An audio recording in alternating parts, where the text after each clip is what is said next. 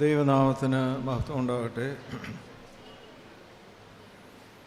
നമ്മുടെ മോഹത്തല മാർത്തോമാ ഇടവകയുടെ 123-ാം ഇടവക ദിന സ്തോത്ര ശുശ്രൂഷയിലാണ് നാം എല്ലാവരും ഇപ്പോൾ പങ്കെടുത്തുകൊണ്ടിരിക്കുന്നത്. 65 നമ്മുടെ വിദ്യാർത്ഥിനികൾ ഇന്ന് ആദ്യമായി വിശുദ്ധ കുർബാന സ്വീകരിച്ച ദിവസമാണ്. അങ്ങനെ എല്ലാം കൊണ്ടും വളരെ സന്തോഷമുള്ള ഒരു സമയമാണ്.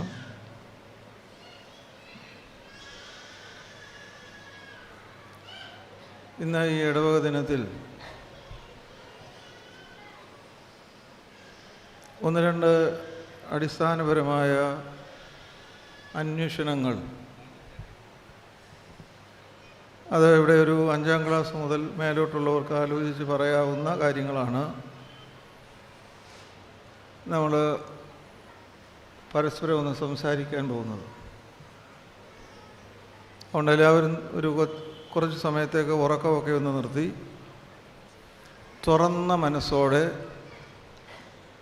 ആത്മാർത്ഥതയോടെ സത്യം അന്വേഷിക്കാനായിട്ട് നമുക്ക് കുറച്ച് സമയം ചെലവഴിക്കാം. അതിന് ആമുഖമായി 1ാം ക്ലാസ് മുതൽ പഠിക്കുന്ന കുട്ടികൾക്ക് മനസ്സിലാകുന്ന ഒന്ന് രണ്ട് കാര്യങ്ങൾ ഞാൻ പറയാം. ഇവിടെ തൊട്ടടുത്ത് സ്ഥലസൗകര്യമുള്ള ഒരു സ്ഥലത്ത്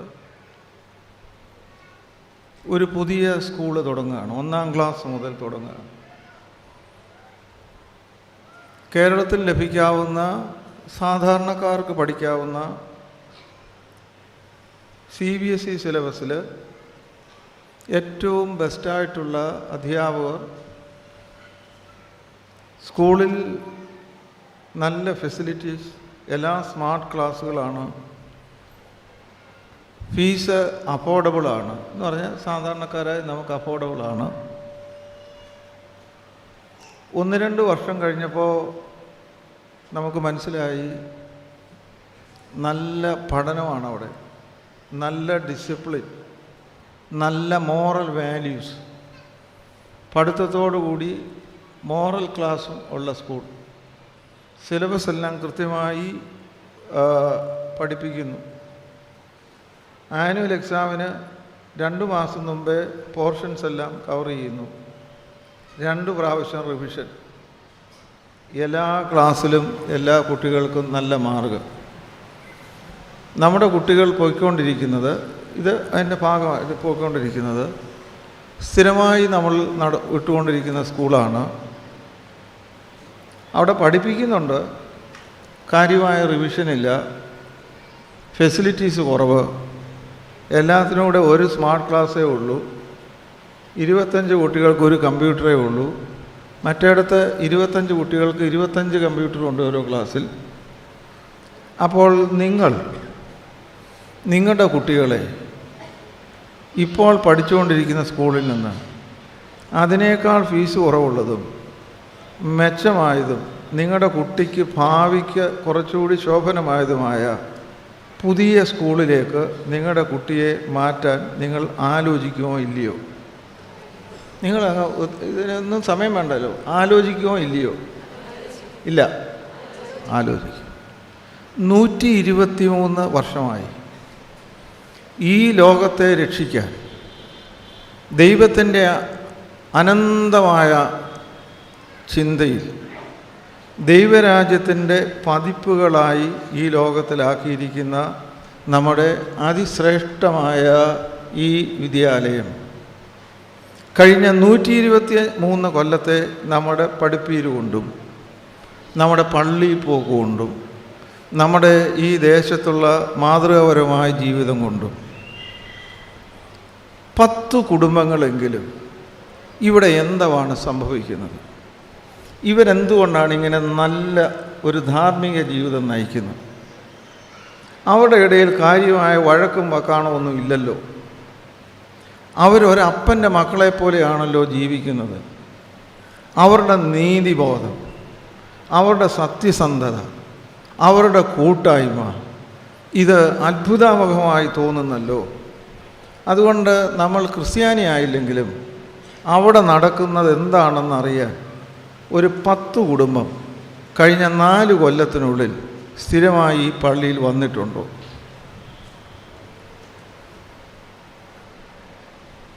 കേൾക്കാമോ പറയുന്നേ? ഇല്ല. വന്നിട്ടുണ്ടോ? ഒന്നിലുണ്ടോ അല്ലെങ്കിൽ ഇല്ല. അപ്പോൾ നിങ്ങൾ മുമ്പേ എന്നോട് സമ്മതിച്ചു, നിങ്ങളെ പഠിപ്പിച്ചുകൊണ്ടിരിക്കുന്ന ആ സ്കൂളിൽ നിന്ന് നിങ്ങളുടെ കുട്ടികളെ മെച്ചമായ ഒരു ഓപ്ഷൻ വന്നപ്പോൾ അങ്ങോട്ട് മാറ്റി TC വാങ്ങിച്ചു പോകാൻ നിങ്ങൾ ആഗ്രഹിക്കുന്നുവെങ്കിൽ നമ്മുടെ പള്ളിയിൽ നിന്ന് TC വാങ്ങിച്ചുകൊണ്ട് പോകണോ, അതോ ഈ പുതിയ സ്കൂളിലേക്ക് പുതിയ TCയുമായിട്ട് ആളുകൾ വരണോ? അവിടെ ആ ജനലിൽ ചാരിയിരിക്കുന്ന ഒരു മഹതി നല്ല മിടുക്കിയ കണ്ടനൊക്കെ വരണോ വേണ്ടായോ? സ്നേഹിതരെ, അതിഗൗരവമായി നമ്മൾ ഈ ചോദ്യത്തിന് ഉത്തരം പറഞ്ഞില്ലെങ്കിൽ വല്ലാത്ത കുഴപ്പമുണ്ടാവും. അപ്പോൾ നമ്മൾ ഗൗരവമായി എടുക്കേണ്ടുന്ന കാര്യങ്ങൾ പലതും മാതൃകാപരമായി ഇവിടെ സംഭവിക്കാത്തത് കൊണ്ടുകൂടി, ഇവിടെ എന്ന് പറഞ്ഞാൽ ഈ പള്ളിയുടെ കാര്യം മാത്രമല്ല, നമ്മൾ പൊതുവായിട്ട് സംസാരിക്കുകയാണ്. ഓരോ ഇടവകയും ദൈവരാജ്യത്തിൻ്റെ പതിപ്പുകളായിട്ടാണ് ദൈവം ആക്കിയിരിക്കുന്നത്. അത് നമ്മൾ സമ്മതിച്ചാലും ഇല്ലേലും അങ്ങനെയാണ്. കാരണം ഈ ഇടവക അല്ലെങ്കിൽ ഈ പള്ളി, ഈ മന്ദിരം ദൈവത്തിൻ്റെ ശരീരമാണ്.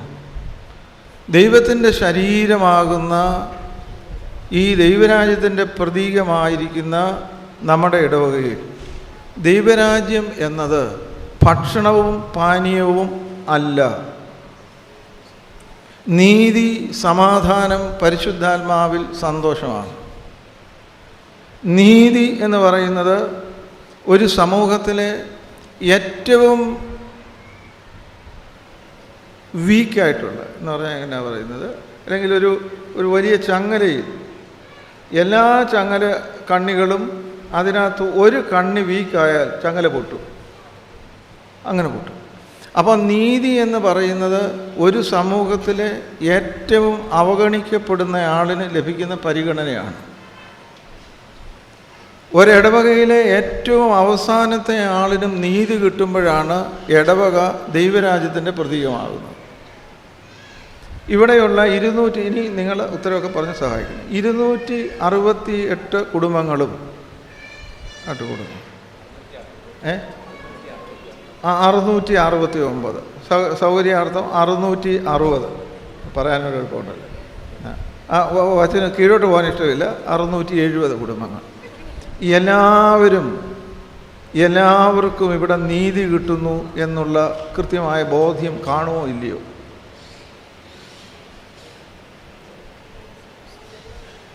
നിങ്ങളുടെ അഭിപ്രായം പറഞ്ഞാൽ മതി. കിട്ടുമെന്നുണ്ടോ? ഈ ഇടവകയിൽ അവഗണിക്കപ്പെടുന്നതായി ആർക്കെങ്കിലും തോന്നാൻ സാധ്യതയുണ്ടോ? ഇല്ല, ഉണ്ട്. ആദിമ ക്രൈസ്തവ സഭയെക്കുറിച്ച് കേൾക്കാമോ പറയുന്നേ? ആദ്യം ക്രൈസ്തവ സഭയെക്കുറിച്ച് വിശ്വസിച്ചവരുടെ കൂട്ടം ഏക ഹൃദയവും ഏക മനസ്സും ഉള്ളവരായിരുന്നു. മുട്ടുള്ളവരാരും അവരുടെ ഇടയിൽ ഇല്ലായിരുന്നു. അത് തൽക്കാലം അങ്ങനെ. ഈ 600 എന്നല്ലേ പറഞ്ഞു? 670 കുടുംബങ്ങൾ ഏക ഹൃദയമുള്ളവരാണോ? അല്ല. ഇത് നിങ്ങൾ സത്യസന്ധമായി സംസാരിച്ചുകൊണ്ടിരിക്കുകയാണ്, അങ്ങനെ തന്നെ ഇരിക്കട്ടെ. ഏക മനസ്സുള്ളവരാണോ? അല്ല. എന്ന് പറഞ്ഞാൽ, ഏറ്റവും ലളിതമായി പറഞ്ഞാൽ എന്താണ്? ഒരു കർത്താവിൻ്റെ ശരീരമാകുന്ന ഈ ഇടവകയിൽ അതിൻ്റെ സിലബസിൽ ഒന്നും പഠിപ്പിക്കുന്നില്ല എന്നാണ് അതിൻ്റെ അർത്ഥം. അല്ലെങ്കിൽ അത് പഠിപ്പിക്കുന്നു, അത് തോന്നിയതുപോലെ കേട്ടുപോകുന്നു എന്നാണ് അതിൻ്റെ അർത്ഥം. ദൈവജനമേ, നമ്മൾ നിസ്സാരമായി ഒരു ഇടവകയെ കാണരുത്. ഒരിടവയെ കാണരുത്. വലിപ്പച്ചെറുപ്പങ്ങൾ ഉള്ള ഇത് ഞാനിനി ഒന്നുകൂടെ അവസാനിപ്പിക്കുമ്പോൾ അത് നിങ്ങൾക്ക് കൃത്യമായിട്ട് മനസ്സിലാവും. അതുകൊണ്ട് നമ്മളെക്കുറിച്ചുള്ള ദൈവഹിതം എന്താണെന്ന് വേദപുസ്തകത്തിൽ എഴുതിയിരിക്കുന്നത്, നിങ്ങളോ തൻ്റെ അന്ധകാരത്തിൽ നിന്ന് തൻ്റെ അത്ഭുത പ്രകാശത്തിലേക്ക് വിളിച്ചവൻ്റെ സൽഗുണങ്ങളെ ഘോഷിക്കുവാൻ തക്കവണ്ണം തെരഞ്ഞെടുക്കപ്പെട്ടവരാണ്, രാജകീയ പുരോഹിത വംശങ്ങളാണ്. We are chosen people. ഒരു ക്ലാസ്സിൽ തന്നെ അല്ലെങ്കിൽ ഒരു സ്കൂളിലെ ചില കുട്ടികളെ അല്ലെങ്കിൽ ഒരു കൃത്യമായി ചില സ്റ്റാൻഡേർഡ് വെച്ച് അവരെ മറ്റ് സ്കൂളുകളിൽ അല്ലെങ്കിൽ മറ്റ് യൂണിവേഴ്സിറ്റിയിൽ ഇവർ പോയി പഠിക്കാൻ അനുവദിക്കും. അത് വിദേശത്താകാം, ഇവിടെ തന്നെയുള്ള വലിയ മറ്റ് കോളേജുകളിൽ ഒക്കെ ആകാം. അപ്പോൾ ആ സെലക്ട് ചെയ്യപ്പെടുന്ന കുട്ടികൾ അവരെവിടെ എത്തുന്നുവോ അവിടുത്തെ സ്റ്റാൻഡേർഡ് കീപ്പ് ചെയ്യത്തക്കവണ്ണമുള്ള കഴിവുള്ള കുട്ടികളായിരിക്കും. അല്ലെങ്കിൽ അതിന് അനുസരിച്ച് വളരാൻ പ്രാപ്തിയുള്ള കുട്ടികളായിരിക്കും. അവിടെ പഠിപ്പിക്കുന്ന സിലബസുകൾ മനസ്സിലാകത്തക്കവണ്ണമുള്ള കഴിവുള്ള കുട്ടികളായിരിക്കും. So they are a selected group. ഇവിടെ ഇരിക്കുന്ന എല്ലാവരും നമ്മളോട് തന്നെ സമ്മതിക്കണം, ഞങ്ങൾ ഓരോരുത്തരും ദൈവരാജ്യം എന്താണെന്ന് ഈ ലോകത്തെ പഠിപ്പിക്കുവാൻ തക്കവണ്ണം ദൈവം തിരഞ്ഞെടുത്ത് കഴിവുള്ളവരാക്കി തീർത്തിരിക്കുന്ന ആളുകളാണ്. നമ്മളുടെ കഴിവിനനുസരിച്ച് ഉള്ള ഉത്തരവാദിത്വം അല്ല ദൈവം നമ്മെ ഏൽപ്പിക്കുന്നത്. നമ്മെ ഏൽപ്പിക്കുന്ന ഉത്തരവാദിത്വങ്ങൾ കൃത്യമായി ചെയ്യാനായിട്ടുള്ള കഴിവുകൾ ദൈവം നമുക്ക് തന്ന് നമ്മെ അനുഗ്രഹിക്കുക. അതുകൊണ്ട് എനിക്ക് കഴിവില്ല എന്ന് ആരെങ്കിലും പറഞ്ഞാൽ കഴിവിനനുസരിച്ചുള്ള ജോലിയല്ല ഏൽപ്പിക്കുന്നത്. ഒരു ബിഷപ്പ് എന്നുള്ള നിലയ്ക്ക് ദൈവം എൻ്റെ കഴിവിനനുസരിച്ചുള്ള ജോലിയല്ല തരുന്നത്. എന്നെ ഏൽപ്പിക്കുന്ന ജോലി ചെയ്യാനുള്ള കഴിവ് ദൈവം തന്ന് നമ്മളെ അനുഗ്രഹിക്കുകയാണ്. അതുകൊണ്ട് ഒരൊറ്റ ആളിന് പോലും എനിക്ക് കഴിവില്ല എന്ന് പറയാൻ അനുവാദമില്ല. നിങ്ങൾക്കിപ്പോഴുള്ള കഴിവ് നിങ്ങൾ ഉണ്ടാക്കിയതാണോ ദൈവം തന്നതാണോ? തന്നതാണ്. ഇപ്പോഴുള്ള കഴിവ് തന്ന ദൈവത്തിന് കുറച്ചുകൂടി മെച്ചമായ കഴിവ് തന്ന് മെച്ചപ്പെട്ട ഒരു കാര്യം ചെയ്യുവാൻ ദൈവത്തിന് നമ്മളെ സഹായിക്കാൻ ഒക്കുമോ ഇല്ലയോ? ഇതിനോട് ചേർത്ത് ഇതെല്ലാം നമ്മൾ ഈ നാളുകൾ ഇവിടെ പറഞ്ഞുകൊണ്ടിരിക്കുന്ന കാര്യങ്ങളാണ്, പുതിയ കാര്യങ്ങളില്ല. ഞാൻ ആരാണ് എന്ന് ഓരോ ക്രൈസ്തവനും ചോദിച്ചാൽ ആ ചോദ്യത്തിന് കൃത്യമായ ഉത്തരമാണ് ബൈബിൾ നൽകുന്നത്, വേദപുസ്തകം നമുക്ക് നൽകുന്നത്. പൗലോസ് അതിന് പറയുന്നത്, നിങ്ങൾ ക്രിസ്തുവിൻ്റെ അനുകാരികളാണ്. ആരാ നിങ്ങൾ? ക്രിസ്തുവിൻ്റെ. All girls, boys, first communicants, look at me. അദ്ദേഹത്തോടൊന്ന് പറഞ്ഞത് ഇങ്ങോട്ട് നോക്കിയിരിക്കാൻ, ഇങ്ങോട്ട് ഇങ്ങോട്ട്. ഞാൻ പറയുന്ന കൊച്ചു കുട്ടികൾക്ക് മനസ്സിലാകത്തക്കോണോ? അപ്പോൾ എല്ലാവരും ഇങ്ങനെ കേട്ടിരിക്കും. നിങ്ങൾ ആരാണ്? ക്രിസ്തുവിൻ്റെ. ക്രിസ്തു അനുകരിക്കുക എന്ന് പറഞ്ഞാൽ ഇമിറ്റേറ്റ് ചെയ്യുക. ഇമിറ്റേറ്റ് ചെയ്യുക എന്ന് പറഞ്ഞാൽ മിമിക്രി കാണിക്കുന്നതല്ല വേദപുസ്തകത്തിൽ ഇമിറ്റേഷൻ എന്ന് പറയുന്നത്. ക്രിസ്തുവിനെ അനുഗമിക്കുക യേശു. അപ്പോൾ ക്രിസ്ത്യാനി ആരാണ്? ക്രിസ്തുവിനെ പോലെ ജീവിക്കേണ്ടുന്നവനാണ്. അതുകൊണ്ട് ആണ് പൗലോസ് വേറെ ഒരിടത്ത് പറയുന്നത്, നിങ്ങൾ ക്രിസ്തുവിൻ്റെ സ്ഥാനാപതികളാണ് എന്ന് പറഞ്ഞാൽ ഈ യേശു ക്രിസ്തു ആരാണെന്ന് ഇന്ന് ലോകം അറിയാൻ യേശു ക്രിസ്തുവിന് വേണ്ടി പിതാവായ ദൈവം ലോകത്തിലാക്കിയിരിക്കുന്ന ദൈവത്തിൻ്റെ പ്രതിപുരുഷന്മാരും വനിതകളുമാണ് നമ്മൾ ഓരോരുത്തരും. അവിടെ ഇരിക്കുന്ന ആ സ്ത്രീകൾ ഇങ്ങോട്ട് നോക്കില്ല. നിങ്ങൾ കഴിഞ്ഞ ഒരു മാസമായിട്ട് നടക്കുന്ന വഴികൾ ഉണ്ടല്ലോ, നിങ്ങളെക്കുറിച്ച് ആരെങ്കിലും കഴിഞ്ഞ 5 കൊല്ലത്തിനുള്ളിൽ ഈ സ്ത്രീ യേശു ക്രിസ്തുവിൻ്റെ റെപ്രസെൻറ്റേഷനായിട്ട് ഇവിടെ ഈ ദേശത്തുള്ളതാണ് പറഞ്ഞിട്ടുണ്ടോ? ഉണ്ടെന്നോ ഇല്ലെന്നോ? നിങ്ങൾ കുറച്ച് പറ. ഇല്ല, പറയിച്ചോണം. യേശു ക്രിസ്തുവിൻ്റെ പ്രത്യക്ഷങ്ങളായി യേശു ക്രിസ്തു ഇന്ന് നമ്മുടെ കൂടെ ഉണ്ടോ ഇല്ലയോ? യേശു ക്രിസ്തു ഈ ശരീരത്തിൽ നമ്മുടെ കൂടെ ഉണ്ടോ ഇല്ലയോ? എന്തൊന്ന് കാണിച്ച് ചോദിച്ചേച്ച് മനസ്സിലാക്കി ഉത്തരം പറയണം. യേശു ക്രിസ്തു ഇങ്ങനെ ഒരു ശരീരത്തിൽ നമ്മുടെ കൂടെ ഉണ്ടോ? ഇല്ല. യേശു ക്രിസ്തു നമ്മുടെ കൂടെ ഉണ്ടെന്ന് പറഞ്ഞാൽ കാണിക്കുക. യേശു ക്രിസ്തു മരിച്ച് ഉയർത്തെഴുന്നേറ്റ് സ്വർഗത്തിൽ പിതാവായ ദൈവത്തിൻ്റെ വലതുഭാഗത്ത് നിങ്ങൾ വേദപുസ്തകത്തിൽ വിശ്വസിക്കുന്നവരാണോ? അല്ല, ഉറച്ചു പറയണം. പുരുഷന്മാർ, നിങ്ങൾ ദൈവത്തിൽ വിശ്വസിക്കുന്നുണ്ടോ? സെക്രട്ടറി വിശ്വസിക്കുന്നുണ്ടോ? ഉണ്ടോ ഇല്ലയോ? ഉണ്ട്. പുരുഷന്മാർ ഈ സഭയിലിരുന്ന് ഇങ്ങനെ മിണ്ടാപ്രാണികളെ പോലെ ഇരിക്കരുത്. അതൊന്നും നിങ്ങളുടെ സ്റ്റാറ്റസിന് ചേരുന്നതല്ല. You have to declare your faith openly and confess your faith openly. ഓരോ മാർത്തോമാക്കാരനും യേശു ക്രിസ്തു എൻ്റെ രക്ഷകനാണെന്ന് പരസ്യമായി പറയാൻ ധൈര്യമില്ലാത്തവനാണെങ്കിൽ നമ്മൾ ആരാണോ നമ്മുടെ ഗുരു, അവൻ സാരമില്ല എന്ന് പറയുന്നവരാണ്. അവിടെ 1, 2, മൂന്നാമതിരിക്കുന്നയാൾ ഇങ്ങനെയാണ്. ഇങ്ങോട്ട് യേശു ക്രിസ്തു രക്ഷകനാണെന്ന് പരസ്യമായി ഏറ്റുപറയാൻ നാണക്കേടുണ്ടോ? ഇല്ല. അത് നമുക്കറിയാം. നമ്മൾ ഇങ്ങനെയൊക്കെ ഇരിക്കുന്നെങ്കിലും നമുക്ക് 4 നമ്മളെക്കാൾ കൂടിയ പ്രമാണിമാരെ കണ്ടാൽ യേശു ക്രിസ്തു എൻ്റെ രക്ഷകനാണെന്ന് ആരെങ്കിലും അങ്ങനെ തോന്നിയാൽ വലിയവൻ്റെ അടുത്ത് നിൽക്കുമ്പോൾ യേശു എന്ന് പറഞ്ഞാൽ ദൈവത്തിൻ്റെ മഹത്വ പ്രത്യക്ഷതയിൽ നിങ്ങളെന്ന് പറയാൻ പാടില്ല, നമ്മളെ വെറും പതിനായി ഊതി വെളിക്കളയും. മനുഷ്യരുടെ മുമ്പിൽ എന്നെ ഏറ്റുപറയുന്ന ഏവനോടും ദൈവം അല്ലെങ്കിൽ യേശു ക്രിസ്തു മറ്റുള്ളവരുടെ മുമ്പിൽ നമ്മളെയും സ്വീകരിക്കും. കാരണം നമുക്ക് സ്ത്രീകൾക്ക് ചില പരിഷ്കാരങ്ങളുണ്ട്. I am somebody after all who we are and what we know. ഒരു മുറുമൂക്കൻ രാജ്യത്ത് അങ്ങനെ ഒരു പദമുണ്ടല്ലോ, മൂക്കില്ലാ രാജ്യത്ത് മുറുമൂക്കൻ രാജാവെന്ന് പറയുന്നവരേ ഉള്ളൂ. മനസ്സിലായി? ഞാനൊരു പണക്കാരനാണെന്ന് ഞാൻ ധരിച്ചിരുന്നാൽ അംബാനിയുടെ മുമ്പിൽ നിൽക്കുമ്പോൾ ഞാൻ ആരായിരിക്കും എന്നാലോചിച്ച് നോക്കിക്കേ. അതുകൊണ്ട് നിങ്ങൾ സെൻസിബിളായിട്ട് ജീവിക്കണം. അപ്പം നമുക്ക് തിരിച്ചു വരാൻ സമയമില്ലല്ലോ. അപ്പോൾ യേശുക്രിസ്തു ഇന്നില്ല, അവൻ മഹത്വ പ്രത്യക്ഷതയിൽ വീണ്ടും വരും. വിശ്വസിക്കുന്നുണ്ടോ? ഇല്ല. ഉണ്ട്. ഇന്ന് യേശുക്രിസ്തു ഇല്ല. ഒന്നാമതിരിക്കുന്ന സാറുണ്ടല്ലോ യേശുവിന് വേണ്ടി ഇവിടെ. ഒന്നാമതിരിക്കുന്ന സാറിൻ്റെ പേരെന്നാ? ആ ബെഞ്ചിൽ ഒന്നാമതിരിക്കുന്ന ആളുടെ പേര് ഇരുന്നാൽ മതി. തോമസ് കുട്ടി എൻ്റെ പേരാണ്, അല്ലെങ്കിൽ അദ്ദേഹത്തിൻ്റെ പേരാണ് എനിക്ക് അപ്പോൾ തോമസ് കുട്ടി ഉണ്ടല്ലോ, യേശു ഇല്ല, തോമസ് കുട്ടി മതി എന്ന് ഈ 123-ാമത്തെ ദിനത്തിൽ നമ്മൾ ഓരോരുത്തരും പ്രഖ്യാപിക്കണം. ഇന്ന് യേശു ഇവിടെ ഇല്ല, യേശുവിൻ്റെ പകരക്കാരനായി ഞാനിവിടെ ഉണ്ട്.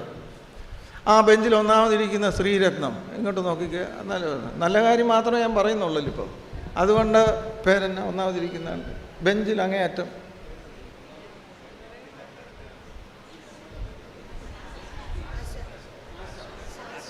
ആശയം തന്നെയല്ലേ പേര്? യേശു ക്രിസ്തുവില്ല, ആശയുണ്ട്. യേശുവിൻ്റെ പകരക്കാരിയായി മരണം വരെ ഇനി മറക്കരുത്. മറക്കരുത്.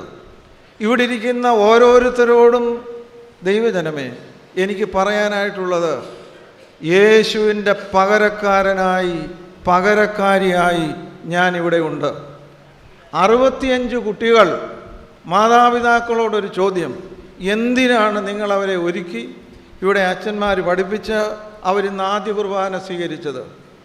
അവർ പരസ്യമായി ഈ സമൂഹത്തോട് പറയുകയാണ്, യേശു ക്രിസ്തുവിൻ്റെ പകരക്കാരിയുമായി ദൈവം ഞങ്ങളിലൂടെ ലോകത്തെ അയച്ച ഈ കുട്ടികളെ ഞങ്ങൾ ഈ പൊതുസമൂഹത്തിന് ദൈവനാമത്തിൽ പ്രതിഷ്ഠിക്കുന്നു എന്നാണ് നിങ്ങൾ പറഞ്ഞത്.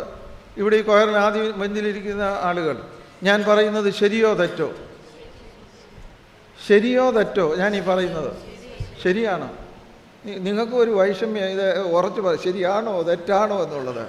അതുകൊണ്ട് ഇനി ഒരു ചോദ്യം കൂടെ ചോദിക്കും.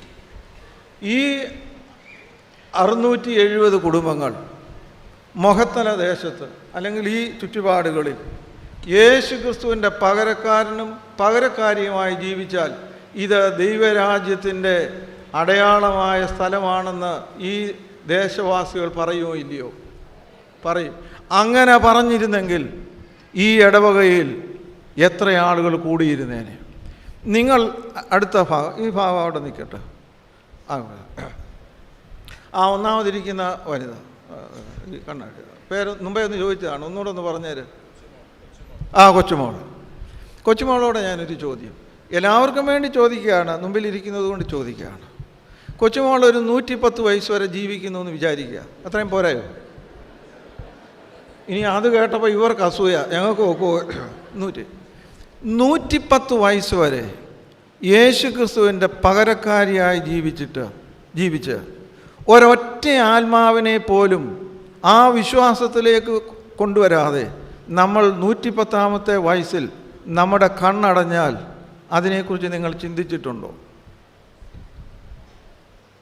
ഇവിടെ ഗായക സംഘക്കാർ പാടുന്ന പാട്ടുകളിലൊന്ന് പ്രസിദ്ധമായ പാട്ടാണ്, നിങ്ങൾ കേട്ടാൽ മതി. ഇതൊരാൾ, ഇപ്പം ഞാൻ കൊച്ചുമോളോട് ചോദിച്ചത് കൊണ്ട് ബാക്കിയുള്ളവർ രക്ഷപ്പെടും. ഇവിടെ ഇരിക്കുന്ന മുഴുവൻ, ഞാൻ പറയുന്ന കേൾക്കുന്ന സ്ത്രീ രത്നങ്ങൾ, മുഴുവൻ സ്ത്രീകളും നിങ്ങളോടെല്ലാവരോടുമാണ്. നിങ്ങളുടെ പ്രായത്തിനനുസരിച്ച് നമ്മൾ ജീവിച്ചിട്ട് ഒരൊറ്റ ആളിനെയെങ്കിലും നമ്മൾ വിശ്വസിക്കുന്ന വിശ്വാസം എന്തെന്ന് സ്വീകരിച്ച് നമ്മൾ അവരെ രക്ഷയുടെ അനുഭവത്തിൽ ക്രിസ്ത്യാനിയാക്കുക എന്നുള്ള ആശയം മാത്രമേ കാണൂ. നമ്മൾ പ്രധാനമായി പാടുന്ന പാട്ടുകളിലൊന്ന് 302 എടുക്കണ്ടായിരുന്നു. 302 വെറും കൈയായി ഞാൻ ചെല്ലുമോ രക്ഷകൻ മുമ്പിൽ നിൽപ്പാൻ, ഒരു ദേഹി പോലുമില്ലാതെ എങ്ങനെ വണങ്ങും ഞാൻ. മാർത്തോമാ സഭയുടെ അംഗങ്ങളെ, ഒരു ബിഷപ്പായ ഞാൻ എന്നോട് തന്നെ ചോദിക്കണ്ടേ, ബിഷപ്പ് താൻ 45 കൊല്ലമായി ഈ സഭയിൽ സുവിശേഷ വേല ചെയ്യുന്നു, 10-15 വർഷമായി നീ ഒരു ബിഷപ്പാണ്, നിൻ്റെ ജീവിതം കൊണ്ടും ഉപദേശം കൊണ്ടും ഒറ്റയാളിനെയെങ്കിലും ദൈവബോധത്തിലേക്ക് കൊണ്ടുവരാൻ എനിക്ക് സാധിക്കുന്നില്ല എങ്കിൽ ഈ പാട്ടിന് മുമ്പിൽ ഞാൻ നെറുങ്ങലിച്ചു പോകണ്ടേ? ഒറ്റ ദേഹി പോലുമില്ലാതെ എങ്ങനെ ഇരിക്കും? ഇവിടെ ഇരിക്കുന്ന 3 അച്ഛന്മാർ, അവരെത്ര പ്രഗത്ഭരാണെങ്കിലും അതിമിടുക്കരാണെങ്കിലും അവരുടെ ആയുസ്സിലൊരു 40 വർഷം ഈ സഭയിൽ ശുശ്രൂഷ ചെയ്ത് മടങ്ങുമ്പോൾ ഒരൊറ്റ ദേഹിയെപ്പോലും അവർ വിശ്വസിച്ച് പ്രഖ്യാപിച്ച് പ്രസംഗിക്കുന്നതായ യേശുവിനെക്കുറിച്ച് അതിലേക്ക് ആകർഷിക്കാൻ ഒത്തില്ല എങ്കിൽ വലിയ വില നമ്മൾ കൊടുക്കേണ്ടതില്ലേ? നമ്മൾ സത്യസന്ധമായി കാര്യങ്ങളെ നോക്കണം.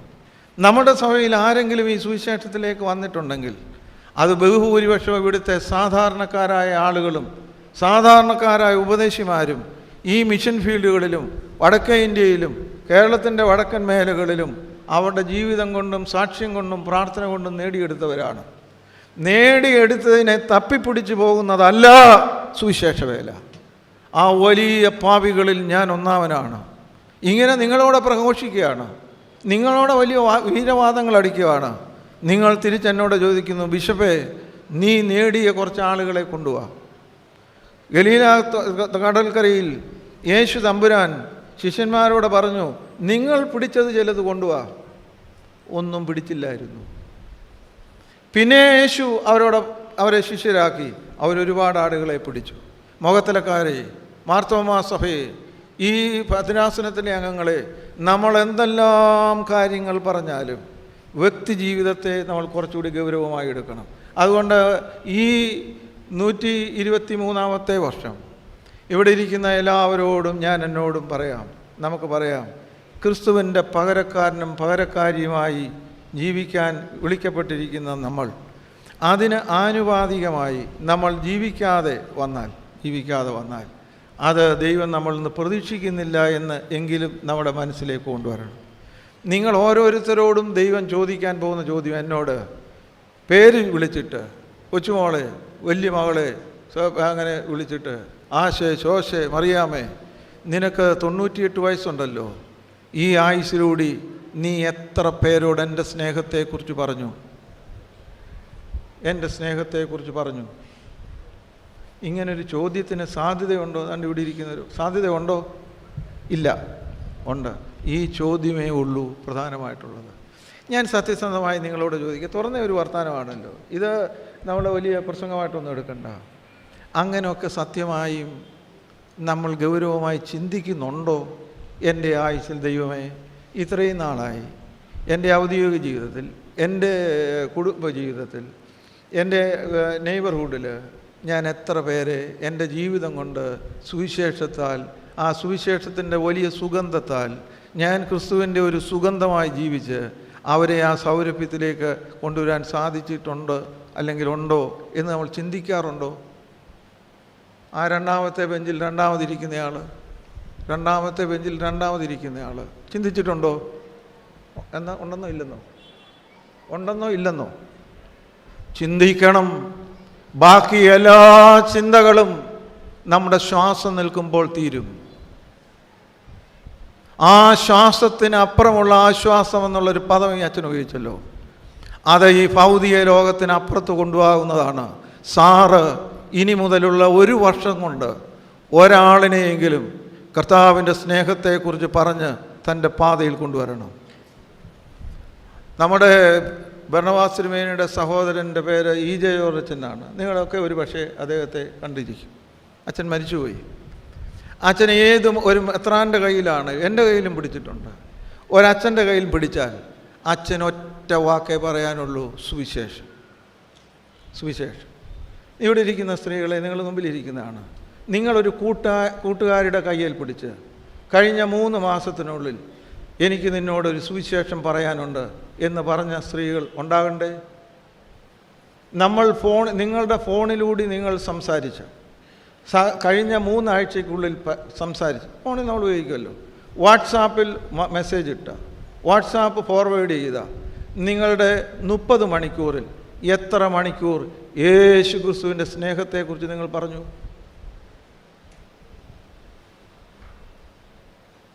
കേൾക്കാമോ പറയുന്നേ? പറഞ്ഞു. ആ മുമ്പിലിരിക്കുന്ന ആ ശ്രീരത്നം പറയേണ്ടതല്ലേ? ആണെന്നോ അല്ലെന്നോ? പറയണം. എല്ലാവരും, ഈ കൊയറിലിരിക്കുന്ന ആളുകൾ, നിങ്ങൾ കഴിഞ്ഞ 3 മാസത്തിനുള്ളിൽ യേശു ക്രിസ്തുവിൻ്റെ സ്നേഹത്തെക്കുറിച്ച് ആരോടെങ്കിലും നിങ്ങളുടെ ഒരു കൂട്ടുകാരോടൊപ്പം സംസാരിച്ചിട്ടുണ്ടോ? യേശു എനിക്ക് നല്ലവൻ എന്ന് നിങ്ങൾ പറഞ്ഞിട്ടുണ്ടോ? പറഞ്ഞിട്ടുണ്ടാകാം, ഇല്ലെന്ന് സ്ഥാപിക്കാനല്ല. ഞാൻ കൊയറിലെ അംഗമാണ്. എനിക്ക് നല്ല സ്വരം ദൈവം തന്നിട്ടുണ്ട്.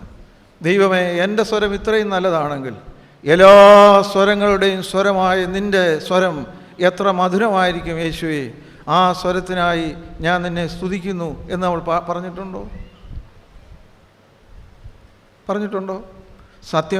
സത്യമായും വീണ്ടും ഞാൻ ഈ കുട്ടികളോട് സംസാരിച്ചപ്പോൾ നിങ്ങളോട് പറഞ്ഞതുപോലെ ഇതൊന്നും കുറ്റപ്പെടുത്തലായി നിങ്ങൾ എടുക്കരുത്. സത്യത്തിൽ ഇതൊക്കെ ഉള്ളൂ നമുക്ക് ചോദ്യം. നമ്മൾ ചോദിക്കേണ്ടുന്ന ചോദ്യങ്ങൾ ചോദിക്കാതെ, പറയേണ്ടുന്ന കാര്യങ്ങൾ പറയാതെ, അയൽവക്കക്കാരോട് സംസാരിക്കേണ്ട കാര്യങ്ങൾ സംസാരിക്കാതെ, നമ്മൾ അതിനപ്പുറമായ ആവശ്യമില്ലാത്ത കാര്യങ്ങളിൽ അതുകൊണ്ട് ഓരോ ആളുകളും നമ്മൾ ഓരോരുത്തരും ശ്രദ്ധിക്കേണ്ടുന്ന കാര്യം, എൻ്റെ സമയം ഞാൻ എന്തിനൊക്കെ ഉപയോഗിക്കുന്നു? യേശു ക്രിസ്തുവിൻ്റെ സ്നേഹത്തെക്കുറിച്ചും അവൻ്റെ, ഞാൻ മുമ്പേ പറഞ്ഞ വാക്കണ്ണ, നമ്മൾ ഓരോരുത്തരും ക്രിസ്തുവിൻ്റെ പകരക്കാരാണ്. എല്ലാവരും ഈ ഒറ്റ വാക്കാണ് 123-ാം ഇടവ ദിനത്തിൽ എനിക്ക് പറയാനുള്ളത്. ഇതല്ലാതെ എനിക്കെന്ത് പറയാനാണുള്ളത്? ഇതല്ലാതെ ഞാൻ എന്ത് പറയണം? ഇതല്ലാതെ ദൈവം എന്നിൽ നിന്ന് എന്ത് പ്രതീക്ഷിക്കുന്നു? അതുകൊണ്ട് നിങ്ങൾക്ക് ഇഷ്ടപ്പെട്ടാലും ഇഷ്ടപ്പെട്ടില്ലെങ്കിലും ഈ ഗൗരവമായ ചോദ്യം നമുക്ക് ചോദിക്കേണ്ടതായിട്ടുണ്ട്. അങ്ങനെ ചോദിച്ചാൽ നമുക്ക് വലിയ കാര്യങ്ങൾ അതുകൊണ്ട് ഇവിടെ ഇരിക്കുന്ന നമുക്കും നമ്മളുടെ മക്കളോടും നമുക്ക് പറയണം: യേശുവേ, നീ എന്നെ ഉപയോഗിക്കണമേ. മദർ തെരേസ പറയുന്നുണ്ട്, ഞാൻ ദൈവത്തിൻ്റെ കരങ്ങളിലെ ഒരു പെൻസിലാണ്. I am a pencil. All the first communicants listen me the statement which is easy for everyone to understand. Mother Teresa said, I am a pencil in the hands of God. ഞാൻ ദൈവത്തിൻ്റെ കരങ്ങളിലെ boys. ഇപ്പം ഞാൻ പറഞ്ഞത് mother Teresa പറഞ്ഞത് എന്താ പറഞ്ഞത്?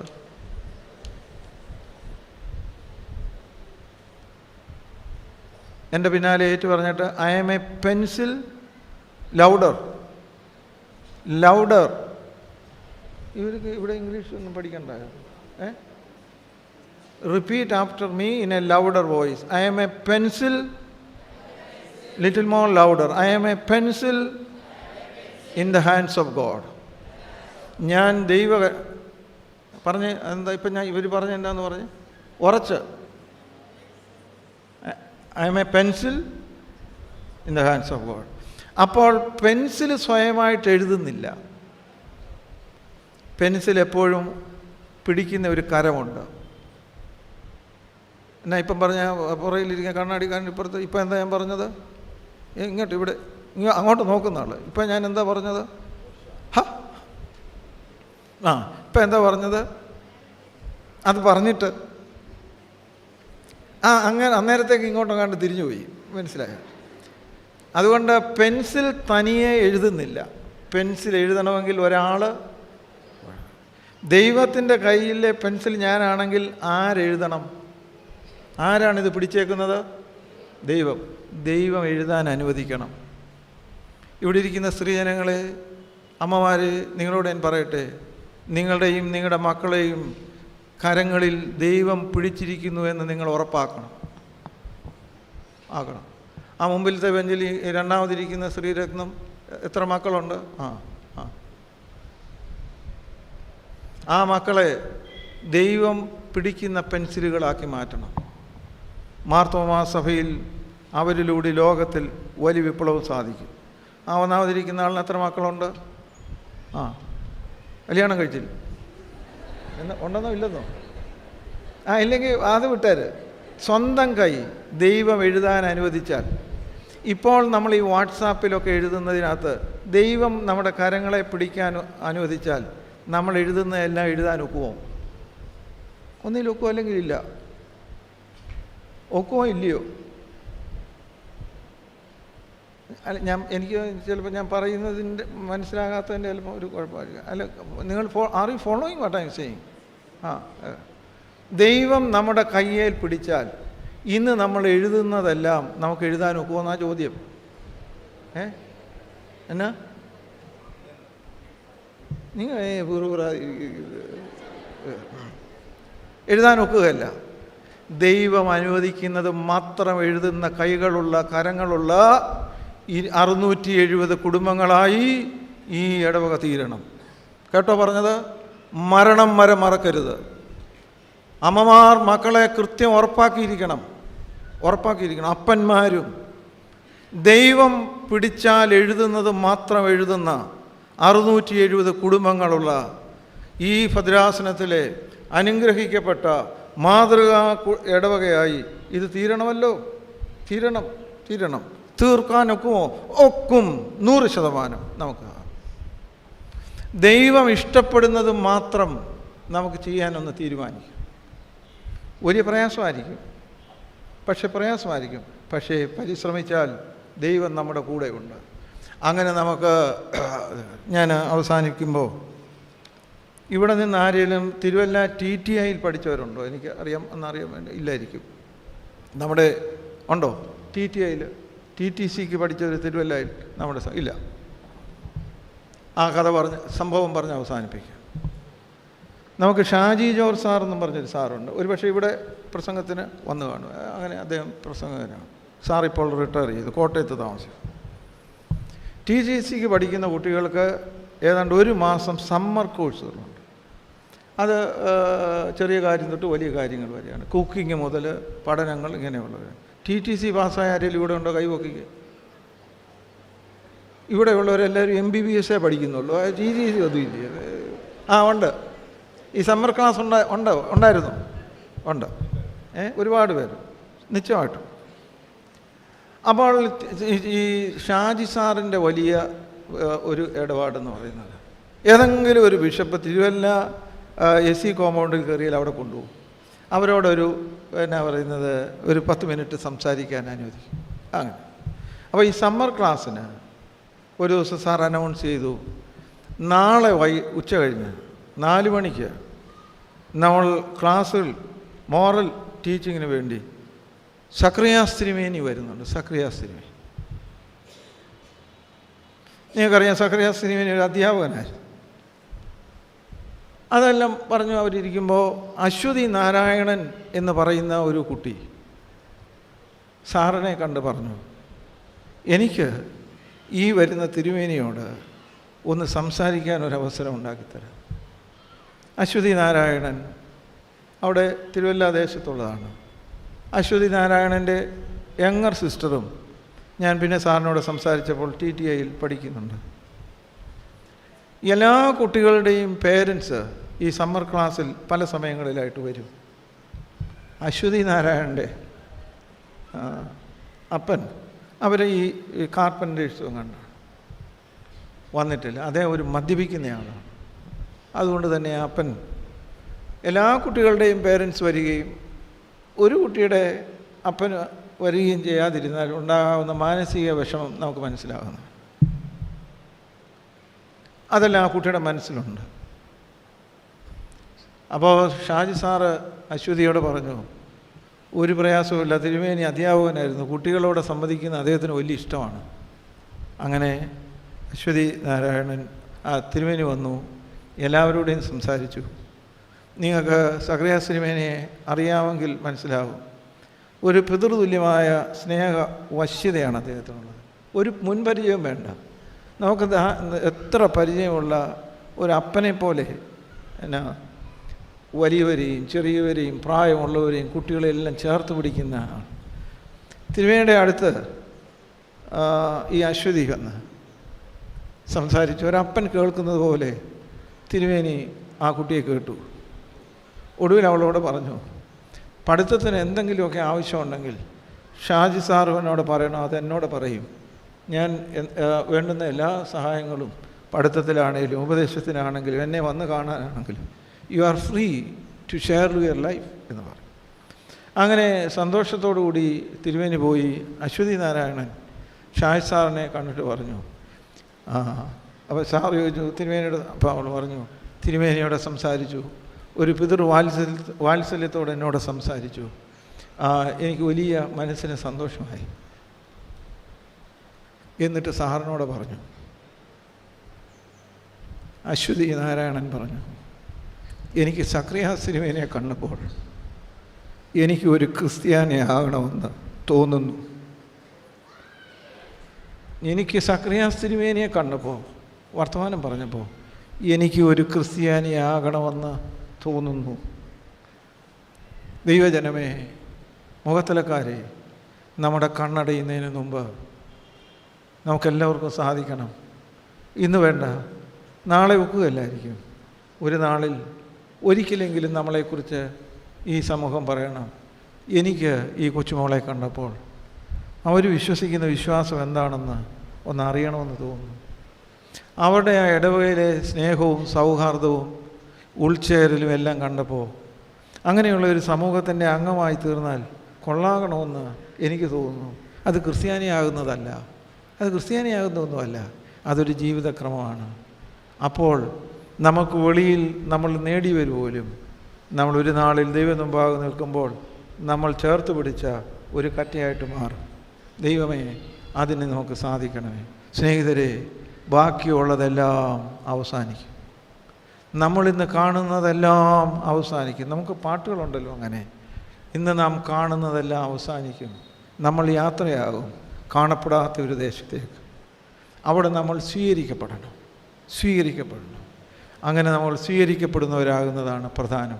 ഒരു നാളിൽ വിശ്വാസികളായ നമ്മളെ സംബന്ധിച്ചിടത്തോളം നമ്മൾ ഇവിടെ എങ്ങനെ ജീവിച്ചു എന്നുള്ളതിനേക്കാൾ അവിടെ നമ്മളെങ്ങനെ സ്വീകരിക്കപ്പെടുന്നു എന്നുള്ളതാണ്. ദൈവം കൈ നീട്ടിയാൽ നമ്മൾ രക്ഷപ്പെട്ടു. ദൈവം കൈ വലിച്ചാൽ പാലം വലിച്ചതുപോലെയാകും. നമ്മൾ അഗാധ ഗർത്തത്തിലാകും. നമ്മുടെ തലകളെ വണക്കാം. ഒരു നിമിഷം മൗനമായി നമുക്ക് പ്രാർത്ഥിക്കാം. ദൈവമേ, ഞങ്ങൾക്ക് എന്താണ് വേണ്ടുന്നത്? ഞങ്ങൾ ആഗ്രഹിക്കുന്നതെല്ലാം സാധിച്ചു തരാനുള്ള ഒരു മാന്ത്രിക കുടുക്കയാണോ ദൈവം? അതോ ദൈവം ആഗ്രഹിക്കുന്നത് ചെയ്യുവാനുള്ള ശക്തി തരുന്ന ഞങ്ങളുടെ രക്ഷകനും ഞങ്ങളുടെ സംരക്ഷകനും ഞങ്ങളെ സമൃദ്ധമായ ജീവനിലേക്ക് നയിക്കുന്നവനുമാണോ? ഞങ്ങൾ വല്ലാതെ തെറ്റിയ വഴിയെ, തെറ്റിയ ദിശയിലേക്ക് യാത്ര ചെയ്യുന്നവരാണോ? ഞങ്ങൾ ഗൗരവമായി കാണേണ്ട ഏറ്റവും ലളിതമായ ചോദ്യങ്ങളുടെ മുമ്പിൽ പോലും ഞങ്ങൾ ഇന്ന് പകച്ചു നിൽക്കുകയാണല്ലോ. ഞങ്ങളുടെ കരത്തിൽ കരം നൽകിയവനായ കർത്താവ് പിടിച്ചുള്ള എഴുത്തുകളാണോ? ഞങ്ങളുടെ ചിന്തയിൽ ദൈവം സ്പർശിച്ച വിശുദ്ധമായ ചിന്തകളാണോ? ഞങ്ങളുടെ കാലുകൾ യേശു തമ്പുരാൻ നടന്ന വഴിയിലൂടെയാണോ നടക്കുന്നത്? ഞങ്ങളുടെ സംസാരം യേശുവിൻ്റെ സംസാരത്തെ പോലെ സൗഖ്യമാക്കുന്നതും മുറിവുണക്കുന്നതും ചേർത്ത് പിടിക്കുന്നതും വിനയത്തോടും സ്നേഹത്തോടും ആർദ്രതയോടും കൂടി സംസാരിക്കുന്ന സ്വരങ്ങളാണോ? പലപ്പോഴും അത് കഴിയാതെ വന്നിട്ടുണ്ട്. എങ്കിലും ഈ നോയമ്പിൻ്റെ നാളുകളിൽ അവിടുന്ന് ഞങ്ങളെ ഓർമ്മിപ്പിക്കുന്നത് അവിടുന്ന് ഒരിക്കലും ഞങ്ങളെ കൈവിടുന്ന ദൈവമല്ല, ഇമ്മാനുവേലായ ദൈവമാണ്. ഈ 50 ദിവസത്തെ ഞങ്ങളുടെ നോയമ്പിൽ ഞങ്ങൾ ഹൃദയം നൊന്ത് അങ്ങയോട് പ്രാർത്ഥിക്കട്ടെ. ദൈവമേ, നീ എന്നെ അവിടുത്തെ പകരക്കാരനാക്കി ലോകത്തിലാക്കിയിരിക്കുന്നു. ഒരു ക്രിസ്ത്യാനി എന്നുള്ള നിലയ്ക്ക് എനിക്ക് വേറെ ഒരു വഴിയും എടുക്കാനില്ല, നിൻ്റെ വഴി മാത്രമേ ഉള്ളൂ. ഞങ്ങളുടെ വീടുകളിൽ കുറച്ചുകൂടി ഗൗരവമായി ദൈവസംസാരം ഉണ്ടാകട്ടെ. ഞങ്ങൾ ചെയ്യുന്ന കർമ്മങ്ങളെല്ലാം മർമ്മങ്ങളായി മാറുവാനുള്ള ദൈവിക പരിജ്ഞാനം തരണമെന്ന് പ്രാർത്ഥിക്കും. 123 വർഷം ഈ ദേശത്ത് ഞങ്ങൾ അങ്ങയുടെ പകരക്കാരായണകയും ഈ പുതിയ സിലബസിൽ ചേരാനായിട്ട് ആരും അന്വേഷിക്കുന്നില്ലല്ലോ. ഞങ്ങളുടെ പ്രായത്തിനനുസരിച്ച് ഞങ്ങൾ ക്രിസ്തുവിൻ്റെ പകരക്കാരായണകയും എന്തുകൊണ്ടാണ് ഞങ്ങൾ പകരക്കാരാണ് എന്ന് പറയാതെ പോകുന്നത്? എവിടെയോ കുഴപ്പമുണ്ടല്ലോ. അശ്വതി നാരായണൻ എന്ന് പറഞ്ഞ് ജീവിതത്തിലേറെ സംഘർഷങ്ങളുണ്ടായിരുന്ന ഒരു കുട്ടി, ഭാഗ്യസ്മരണാർഹനായ സക്രിയാസ് തിരുമേനിയോട് നിമിഷങ്ങൾ മാത്രം സംസാരിച്ചപ്പോൾ എനിക്കും സക്രിയാസ് തിരുമേനിയെ കണ്ടപ്പോൾ ക്രിസ്ത്യാനിയാകണം എന്ന് തോന്നുന്നു. എന്തേ ബിഷപ്പേ, നിന്നെ കണ്ടണൊക്കെ ആരും അങ്ങനെ പറയാത്ത? ഇവിടെ ഇരിക്കുന്ന ഒരുപാട് ആളുകളിൽ അങ്ങനെ പറയുന്ന ഉണ്ടാകും. എന്നാൽ ഞങ്ങളെല്ലാവരും ഒരു പ്രാവശ്യം കൂടി സമർപ്പിക്കുകയാണ്. ഞങ്ങൾ ഈ പാട്ട് ഒരു നാളിൽ പാടേണ്ടി വരുമ്പോൾ, വെറും കൈയായി ഞാൻ ചെല്ലുമോ രക്ഷകൻ്റെ സന്നിധിയിൽ നിൽപ്പാൻ? ഒറ്റ ദേഹി പോലുമില്ലാതെ എങ്ങനെ ഞാൻ നിൻ്റെ മുഖം കാണും? കർത്താവേ, ഈ പാട്ടുകളൊക്കെ ഭക്തന്മാർ എഴുതിയത് പാടി തിമിർക്കാനല്ല, പാടി അത് ഞങ്ങളുടെ ജീവിതമാക്കുന്നതിനാണ്. 123-ാമത്തെ വർഷം ഞങ്ങളുടെ ഇടവകയിൽ വലിയ മാറ്റങ്ങളുണ്ടാകണം. ഇത് ദൈവരാജ്യത്തിൻ്റെ അടയാളമാണ്. വരാൻ പോകുന്ന ദൈവരാജ്യം എങ്ങനെ ഇരിക്കുമെന്ന് ഈ പൊതുസമൂഹത്തിന് ഇന്നറിയാനുള്ള ഏകമായ മാർഗം ഞങ്ങളുടെ ഇടവകളാണ്. എന്നാൽ അത് ദൈവരാജ്യത്തിൻ്റെ പാർപ്പുകളാണ്, മുൻ ആസ്വാദനങ്ങളാണ്, ഫോർട്ടേസ്റ്റ് ഓഫ് ദ കിങ്ഡം. ആ വലിയ ലക്ഷ്യത്തോടും ബോധ്യത്തോടും ഉറപ്പോടും കൂടി തുടർന്നുള്ള നാളുകളിൽ സമർപ്പണത്തോടെ ജീവിക്കുവാൻ ഞങ്ങളെ സമർപ്പിക്കുന്നു എന്ന് നമുക്ക് പറയുകയും ചെയ്യാം. യേശു മിശിഹാ മൂലം ഞങ്ങളുടെ പ്രാർത്ഥന കേൾക്കണമേ. ആമേൻ.